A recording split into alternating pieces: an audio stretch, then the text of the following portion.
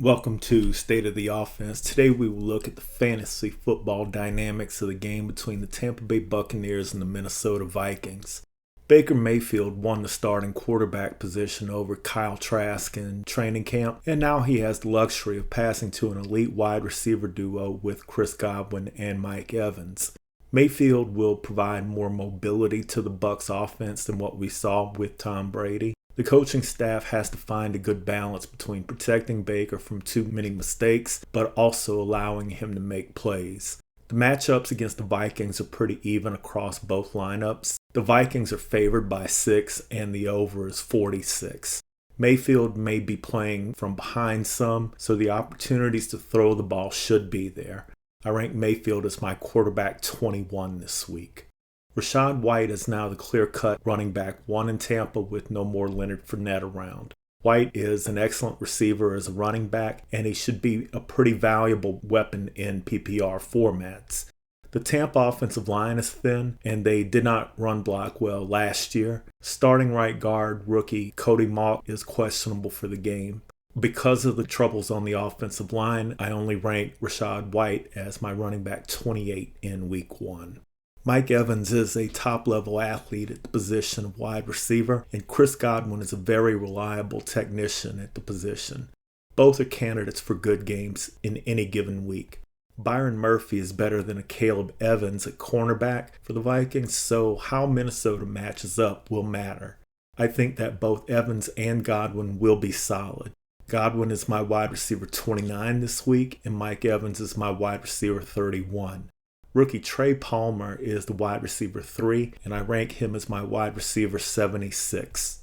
Cade Otton is coming into his own at the tight end position. He will be on the field quite a bit, and I rank Otton as my tight end 15 this week. Minnesota will struggle to cover Otton in addition to the wide receivers. Kirk Cousins is very reliable as a passer, and the Vikings were 5th in the NFL in passing in 2022.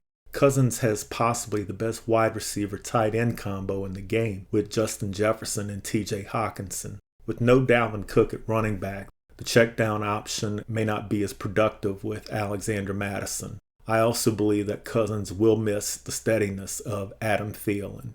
Kirk Cousins is my quarterback 12 this week.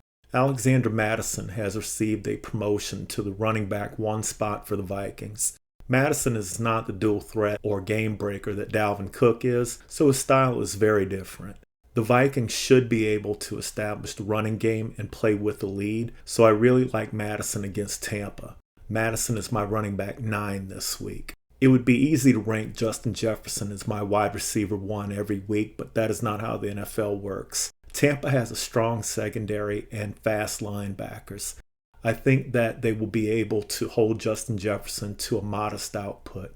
It is a little easier to defend Minnesota now with no Dalvin Cook or Adam Thielen, so I am only ranking Justin Jefferson as my wide receiver 21 this week.